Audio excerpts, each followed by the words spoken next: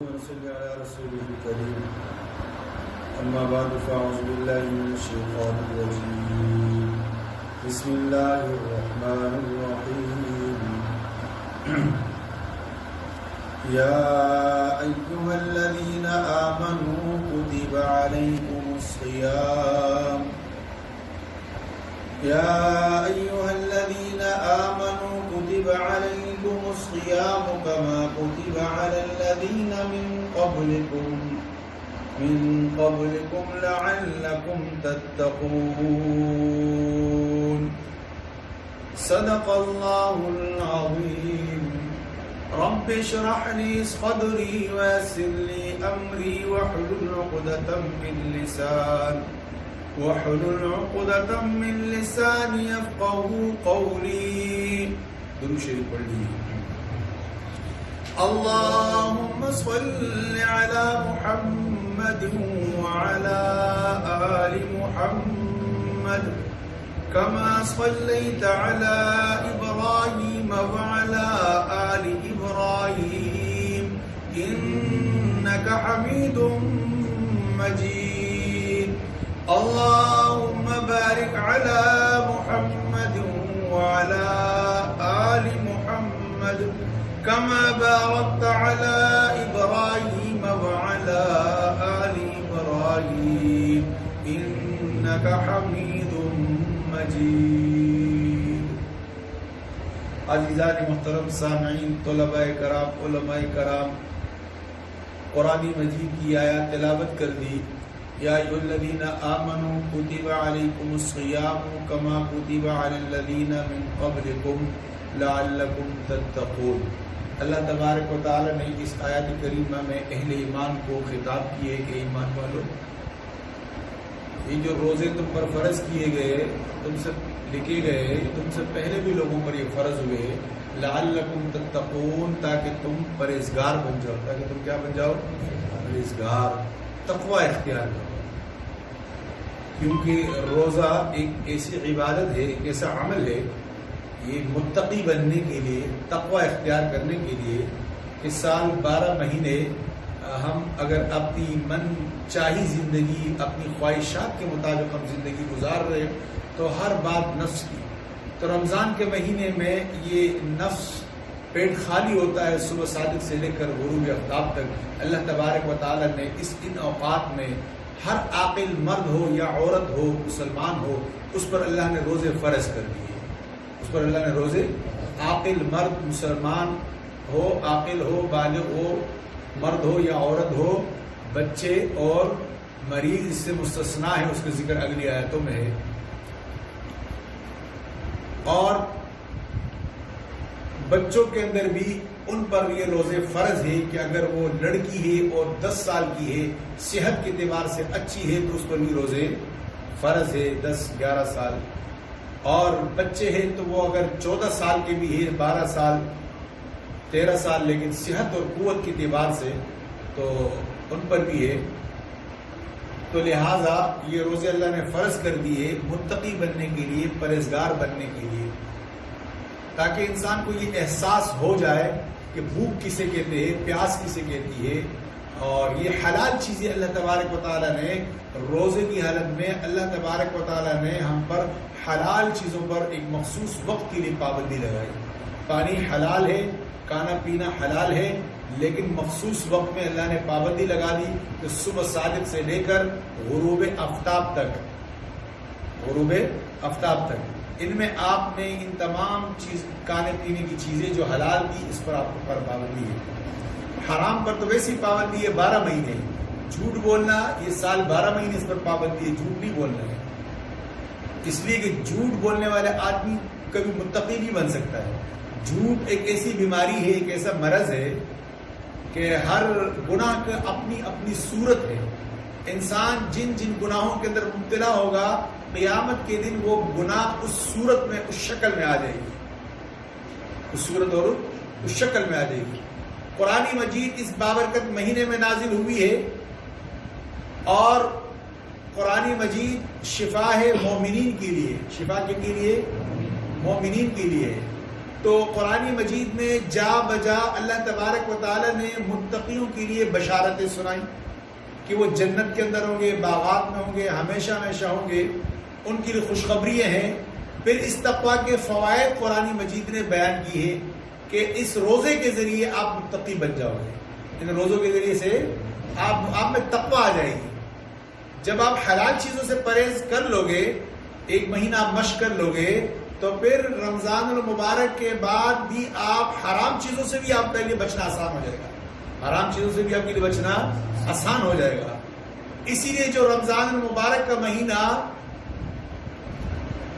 رمضان المبارک کے مہینے کے آداب اور احترام کے ساتھ اور عبادت، ذکر الہی، رجوع الی اللہ، توبہ اور استغفار میں، ذکر و تلاوت میں مصروف ہو کر اور ان تمام جائز اور ناجائز تمام کاموں سے وہ پرہیز کر لے جن کے متعلق اللہ تبارک و تعالی نے ہمیں حکم دیے ہے۔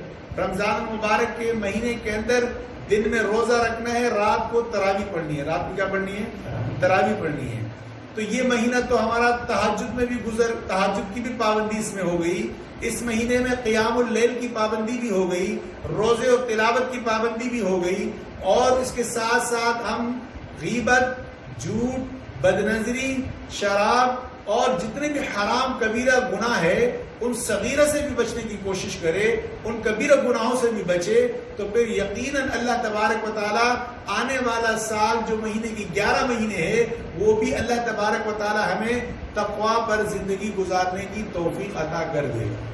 جو رمضان کا مہینہ صحیح گزارے گا، رمضان کے مہینے کا خیال لحاظ رکھے گا، رمضان کے مہینے اس روزے کو آداب اور احترام کے ساتھ اور ہر وہ جائز اور ناجائز اور خلوت میں گزار کر عبادت الہی، اللہ تبارک و تعالیٰ کی عبادت میں اپنی اوقات کو صرف کر دے، اللہ تبارک و تعالیٰ اس بابرکت مہینے کی برکت سے اس کے لیے بقائے زندگی بھی صراط مستقیم پر چلنا اس کے لیے آسان کر دیتا ہے۔ یہ مشق اللہ نے کرائی اس مہینے میں، ہماری مشق ہو رہی ہے۔ ظاہر سی بات ہے کہ اگر یہ رمضان کا مہینہ نہ ہوتا تو ہمارا نفس کس طرح مٹتا؟ عام جو سالکین ہے جنہوں کو اللہ نے یہ توفیق عطا کر دی کہ وہ کسی خانقاہوں میں اپنے نفس کو مٹانے کے لیے کسی اللہ والوں کی صحبت اس نے اختیار کر لی اور وہاں جا کر اپنی اس جائز ناجائز خواہشات کو اس نے مٹا دیا۔ مشق وہاں بھی ہوتی ہے، خانقاہوں میں بھی اللہ والے بھی پرہیز کراتے ہیں۔ تقویٰ نام ہے پرہیز کا، تقویٰ کسے کہتے ہیں؟ پرہیز کا۔ جس طرح ڈاکٹر ایک مریض کو پرہیز بتاتا ہے کہ بھائی اس بادی اشیاء سے اور اس گرم اشیاء سے آپ پرہیز کرو تو آپ کی سینے کی جلن ختم ہو جائے گی، آپ کو صحت مل جائے گی۔ مریض اگر ڈاکٹر کا کہنا مان لیتا ہے تو اس مریض کو شفا مل جاتی ہے، صحت مل جاتی ہے۔ اسی طریقے سے اللہ والوں کی صحبت میں جا کر تو وہ اللہ والے انہیں کچھ مدت تک اپنے خانقاہ میں بٹھا کر اس سالکین سے کچھ جائز کام بھی رکوا لیتے ہیں۔ جائز کام بھی، مثال کے طور پر رمضان کے مہینے میں تو یہ روزہ ہے اور مخصوص وقت کے لیے اس پر پابندی لگائی، اللہ نے حکم لگا دی کہ آپ نے صبح صادق سے لے کر غروب آفتاب تک کھانا پینا نہیں ہے۔ لیکن خانقاہوں کے اندر بھی سالکین جب آتے ہیں تو وہاں اہل اللہ انہیں ان کھانے پینے میں بھی ان کی مقدار کم کرا دیتا ہے۔ وہ روزے کا مہینہ نہیں ہوتا ہے، وہ رمضان کا مہینہ نہیں ہے۔ اگر ایک سالک جو ہے وہ 2 روٹی کھاتا ہے تو شیخ اسے بتاتا ہے کہ اب آپ نے 1.5 روٹی کھانی ہے، 1 روٹی کھانی ہے، یہاں اس کی تعداد کم ہو جاتا ہے۔ اور وہاں اگر پہلے وہ گرم غذائیں کھا رہے تب ان کو سلیط بنا کر اور شوربے کے ساتھ ان کو سالن تیار کیا جاتا ہے تاکہ آپ کا یہ نفس مٹ جائے، یہ خواہشات مٹ جائے اور آپ متقی بن جائے اور پرہیزگار بن جائے اور اللہ کی رحمتوں کی بارش تم پر برس جائے۔ اور اس تقویٰ کے بے شمار فائدوں میں سے ایک فائدہ یہ بھی ہے کہ انسان کا رزق کشادہ ہو جاتا ہے۔ کیا ہو جاتا ہے؟ رزق کشادہ ہو جاتا ہے۔ اللہ تبارک و تعالیٰ کی ہر وقت رحمت اس پر برستی رہتی ہے، اس کو بشارتیں ملتی رہتی ہے، اس کی زندگی خوشحال ہوتی ہے، اس کے قلب کو اللہ تبارک و تعالیٰ ایک سکون عطا کر دیتا ہے۔ قرآن مجید میں الا بذکر اللہ لتطمئن القلوب، ان کے سینوں کو میں سکون سے بھر دوں گا، ان کا دل سکون میں آ جائے گا۔ ہر آدمی مال دولت اور اپنی خواہشات کو پورا کرنا یہ سکون کے لیے کر رہا ہے، تو سکون اس میں نہیں ہے خواہشات کو پورے کرنے میں۔ دنیا عارضی ہے اور چند روزہ ہے، اس لیے اللہ تبارک و تعالیٰ نے کفار کو بھی ڈیل دی ہے کہ جو چاہے جس طرح چاہے زندگی گزارے اہل ایمان والوں کو، لیکن اس کو قرآن مجید میں جا بجا اللہ تبارک و تعالیٰ نے تقویٰ کا حکم دیے. کس کا حکم دیے؟ تقویٰ کا حکم دیے کہ تقویٰ اختیار کرے. اس کا طریقہ بتایا ہے، اس کا طریقہ بتایا کہ وَكُونُوا مَعَ الصَّادِقِينَ، جو تقویٰ والے لوگ ہیں، سچے لوگ ہیں، ان کی صحبت میں بیٹھو، روزے رکھو، نیک لوگوں کی صحبت میں بیٹھو. ان اللہ والوں کی صحبت سے بھی تقویٰ ملے گی. روزہ رکھو گے تو تقویٰ ملے گی. یہ تقویٰ حاصل کرنے کا طریقہ ہے، تقویٰ حاصل کرنے کا طریقہ ہے. تو یہ طریقہ اللہ نے ذکر کیا، اور اس کے ساتھ رات پر اللہ تبارک و تعالیٰ نے ہمیں یہ عبادت سال 11 مہینے نصیب نہیں، بلکہ یہ عبادت کی توفیق اللہ نے ہمیں ماہ مبارک رمضان مبارک میں عطا کر دی. یہ جو 20 رکعت نماز تراویح ہم پڑھیں گے آج انشاءاللہ تعالیٰ، اس میں 8 رکعت قیام اللیل ہے. 8 رکعت کیا ہے؟ اور 12 رکعت تہجد ہے. 12 رکعت کیا ہے؟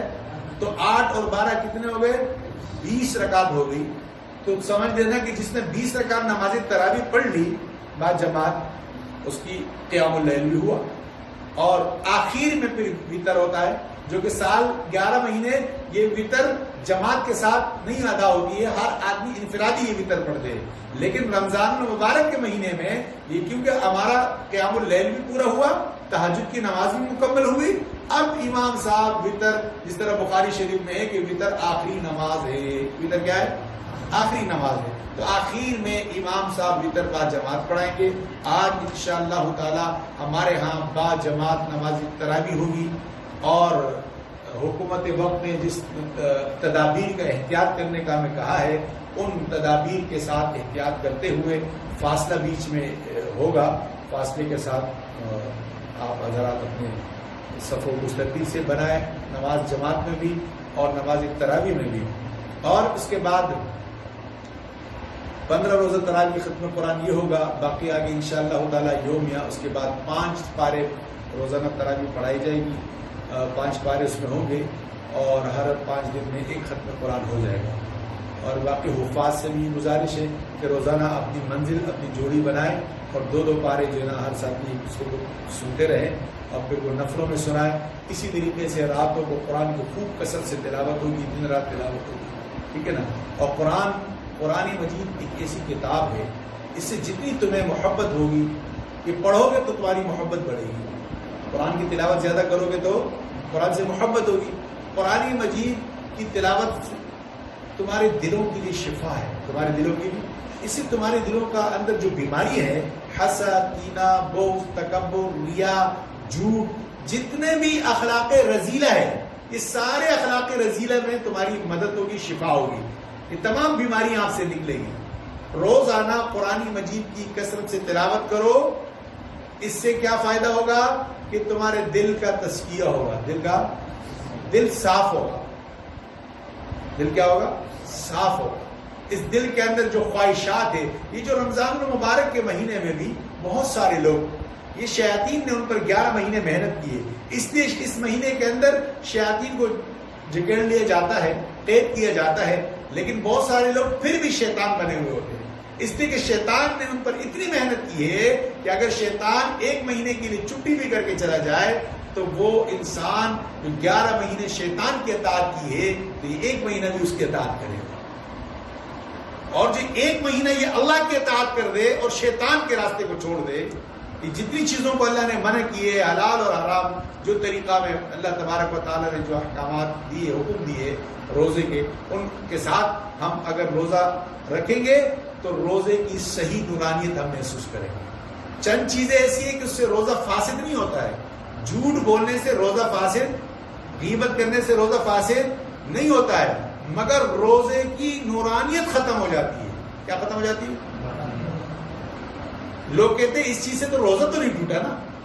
بھائی بہت ساری باتیں ایسی ہے کہ اس سے روزے پر کوئی اثر نہیں پڑتا ہے، مگر روزے کی نورانیت ختم ہو جاتی ہے. ان گناہ کرنے سے روزہ فاسد نہیں ہوگا، لیکن روزے کی جو نورانیت ہے وہ ختم ہو جائے گی. تو ان کبیرہ اور صغیرہ اور سب گناہوں سے پرہیز، اور اس چوکٹ پر آپ نے در پہ اللہ کے سامنے عاجزی اور انکساری. کہ اے اللہ میں اپنے نفس سے مجبور ہوں، میں بہت خطا کار ہوں، بہت گناہ گار ہوں، اور اے اللہ نفس مجھ پر غالب آ چکا ہے، خواہشات مجھ پر غالب ہے، میں اس کا مقابلہ نہیں کر سکتا ہوں اپنے نفس کا، اے اللہ میری مدد فرما اور مجھے ان گناہوں کی دلدل سے نکال۔ یہ اللہ سے روتے ہوئے مانگے، یہ نہیں کہ میں بڑا متقی ہوں، میں کیوں معافی مانگوں، میں مطلب اپنے یہ میں کو اپنے اندر سے نکالے۔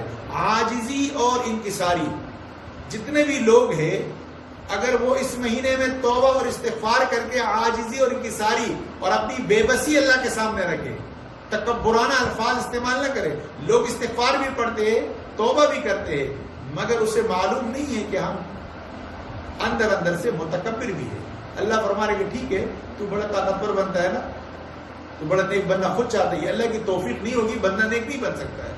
ہر آدمی چاہتا ہے کہ میں نیک بنوں، ہر آدمی کیا چاہتا ہے، لیکن متقی بن جاؤں یہ ہر آدمی کی خواہش ہے، مرد ہو یا عورت ہو، بادشاہ ہو یا غلام ہو، ہر آدمی چاہتا ہے میں نیک بنوں، چاہتا ہے کہ نہیں؟ بتا پھر نیک کیوں نہیں بنتے؟ جب تک اللہ کی توفیق نہیں ہوگی آپ نیک نہیں بن سکتے۔ تو اللہ تبارک و تعالیٰ سے توفیق بھی مانگتے رہیے کہ اللہ یہ جو آپ نے ہمیں یہاں لے آیا یہ آپ ہی لے کر آئے، ہماری طاقت نہیں ہے اس خانقاہ میں آنے کی، اس حالات میں۔ اے اللہ یہ آپ ہی کا فضل ہے کہ آپ نے ہمیں استقامت دی، اے اللہ یہ آپ ہی کا فضل ہے کہ آپ نے ہمیں توبہ اور استغفار کی توفیق عطا کر دی، اے اللہ یہ آپ ہی کا توفیق ہے اور فضل ہے کہ آپ نے ہمیں نماز تراویح کی توفیق عطا کر دی، یہ آپ کا فضل ہے کہ آپ تہجد، آپ کا فضل نہ ہوتا تو ہم تو گناہوں کے دلدل میں پڑے رہتے۔ کتنے سارے لوگ ہیں جو سالہ سال گناہوں کی دلدل میں پڑے ہوئے، لیکن ایک بات یاد رکھیے کہ یہ گناہ کافر کو اتنا نقصان نہیں دیتا ہے جتنا ایمان والوں کو نقصان دیتا ہے، جتنا ایمان والے بڑے لطیف، یہ خواص خمسہ پر بڑا جلد اثر کرتا ہے۔ اہل ایمان ہے وہ غلطی کرتا ہے، وہ انسان سوچتا ہے کہ میں گناہ کروں گا تو اس کا سزا کب ملے گی، یہ ملے گی نہیں، یہ خیال نہیں۔ کافر کو بھی سزا ملے گی اور مسلمان کو بھی سزا ملے گی، ہر گناہ کا سزا ملے گا آپ کو، جو جرم آپ نے کیا ہے اس کا سزا ملے گا آپ کو، جو بھی اچھائی کی ہے اس کی بھی آپ کو جزا ملے گا۔ قرآن مجید کے ساتھ تعلق جوڑ لیا، قرآن کی تلاوت کی، روزہ رکھ لیا، قیامت کے دن اللہ تبارک و تعالیٰ اس روزے کو اور اس قرآن مجید کو ایک شکل دے گا، اس شکل میں آ کر یہ روزہ اور یہ قرآن آپ کی سفارش کرے گا۔ یہ قرآن اور یہ روزہ، قبر کے اندر بھی یہ قرآن مجید کو ایک صورت دی جائے گی اور یہ آ کر آپ کی سفارش کرے گا۔ نماز یہ بھی ایک شکل دی جائے گی، اس میں یہ آپ کی سفارش کرے گا۔ بات نہیں سمجھ میں؟ جتنے بھی حسنات ہے، جتنے بھی اعمال ہے، زکوٰۃ ہے، اور یہ سارے اعمال کو قیامت کے دن اللہ تبارک و تعالیٰ ایک صورت عطا کرے گا، اور جتنے بھی گناہ ہیں اس کو بھی۔ اگر آپ نے اپنی خواہشات کو پورا کر لیا، نافرمانی میں زندگی گزاری، تو جس جانور کی خصلت آپ میں ہوگی یہ آپ کے سامنے اسی جانور کو کھڑا کر دیا جائے۔ تو ایسی کبھی خیال نہیں رکھو کہ کب سزا ملے گی۔ نقد بعض گناہ ایسے ہیں کہ دنیا کے اندر بھی اس کی سزا شروع ہو جاتی ہے۔ اللہ تبارک و تعالیٰ گناہ گاروں کو سزا، بعض کو کس طرح سزا دیتے؟ اولاد کو نافرمان کر دیتے ہیں۔ اولاد کیا ہو جاتے ہیں؟ گناہ گار آدمی کا اولاد نافرمان ہوگا، گناہ گار لوگوں کی اولاد پر ان کی گناہوں کی جو نحوست ہے وہ ان کی اولاد پر آ کر پڑتی ہے۔ اولاد ہائے دن بیمار اسپتالوں میں، گھروں میں علاج معالجے، اللہ سزا دے رہے ہوتے ہیں۔ ضروری نہیں ہے کہ اس نے شراب پیا ہوگا، اس نے زنا کیا ہوگا، بہت سارے لوگ بڑے اچھے کام بھی کر رہے ہیں، لیکن بعض لوگ ایسے ہیں کہ وہ صرف مال میں احتیاط نہیں کرتے۔ کس میں؟ یا تو مال کے اندر حرام ہے، یا سود ہے، یا مطلب ان کے کاروبار میں، یا بعض مختلف قسم کے امراض ہے۔ کوئی جھوٹ بولتا ہے تو کوئی سود لیتا ہے، کوئی زنا ہے تو کوئی شراب ہے، کوئی صرف جھوٹ بولنے میں، کوئی صرف غیبت کرنے میں مبتلا ہے۔ مختلف قسم کی گناہوں میں لوگ مبتلا ہیں، اور ان گناہوں کی سزائیں دنیا میں بھی بعض گناہ اور آخرت میں بھی۔ جو سزائے دنیا میں ملی، تکلیفیں آئی، وہ گناہ اس پر مٹ جائیں گے. پھر گناہ باقی، قبر میں سزا مل جائے گی. پھر آخر میں بھی گناہ بہت زیادہ تھے تو جہنم میں ایک رگڑا دیا جائے گا. جب گناہوں سے پاک ہو جائے گا تو پھر اللہ جنت میں بھیج دے گا. اللہ تبارک و تعالیٰ ہم سب کو عمل کی توفیق عطا فرمائے اور تقویٰ کی زندگی نصیب فرمائے. اللہ ہمیں اس مہینے میں سچی توبے کی توفیق عطا فرمائے. عاجزی ان کی ساری ہے نا. لوگ کہتے ہیں ہم فلاں بیماری کے ساتھ لڑیں گے، فلاں کے ساتھ یہ کریں گے. انسان بہت زیادہ کمزور ہے. خلق الانسان ضعیفا، اتنا کمزور ہے کہ دان کا درد بھی برداشت، یہ کیا کرے گا؟ جتنے بڑے سے بڑا بادشاہ کیوں نہ ہو، اللہ نے اس لیے ہمیں ڈیل دی ہے کہ آپ میرے عذاب سے بچ نہیں سکتے. ایک ایجنسی کو پکڑنے میں مہینہ ٹائم لگے گا ایک مجرم کو. اللہ کو اپنے مجرموں کو پکڑنے میں ٹائم نہیں. اللہ کہتے کن ہو جا، ایک منٹ میں. ابھی ایک چھوٹا سا وائرس بھیجا ہے، پوری دنیا کے بادشاہوں کو، پوری دنیا کے انسانوں کو، کافروں کو، مسلمانوں کو، سب کو پریشان کر دیا. سب کو پریشان کیا. نظر نہیں آ رہا ہے وائرس ہے. یہ طاعون کی بیماری بنی اسرائیل پر بھی آئی جو 1 گھنٹے میں 70,000 لوگ مر گئے. کتنے کم ہو گئے. یہ بلائیں، یہ طاعون، یہ وبائی امراض پہلے قوموں پر وہ بھی اسی طرح نافرمانی کرتے تھے. بنی اسرائیل کو انہوں نے اللہ تبارک و تعالیٰ نے من و سلوا دیا. انہوں نے کہا ہم یہ نہیں کھائیں گے، اب تو تم لہسن کھائیں گے. کہا اللہ آپ ہمیں دکھا دے، کھلے طور پر ہم دیکھ لیں. جب اللہ نے بجلی گرا دی، 70 آدمی مارے گئے، اللہ نے دوبارہ ان کو زندہ کر دیا. پھر جب خوشیاں نصیب ہو گئی پھر انہوں نے نافرمانی شروع کر دی. تو جب انسان تقویٰ چھوڑ دیتا ہے تو اللہ تبارک و تعالیٰ اس کو خوف کا لباس پہنا دیتا ہے. کون سا لباس؟ ابھی پوری دنیا کے اندر خوف کا لباس ہے کہ نہیں ہے؟ مرد ہے یا عورت، بادشاہ ہے یا امیر ہے یا غریب ہے، سب کے دل اور دماغ پر خوف طاری ہے کہ اب کیا بنے گا. یہ کرونا وائرس کیسے ختم ہوگا، یہ لاک ڈاؤن کیسے ختم ہوگی، اور یہ دوبارہ وہ زندگی کیسی ہمیں بحال ہوگی. سب مشکل میں ہے. اللہ گناہوں کی وجہ سے ان کے رزق کو تنگ کر دیتا ہے. مسکنت اور غربت، ذلت ان پر مسلط کر دیتا ہے. ذلت اور مسکنت ان پر مسلط کر دیتا ہے. ہزاروں لوگ بے روزگار ہو گئے، ہزاروں لوگ بے روزگار ہو گئے. اسی لیے یہ مہینہ بھی ہم سے ہر سال تقاضا کر رہا ہے، اور ابھی تو انفرادی اجتماعی ہر آدمی کو توبہ استغفار کی ضرورت ہے. اللہ ہمیں عمل کی توفیق عطا فرمائے.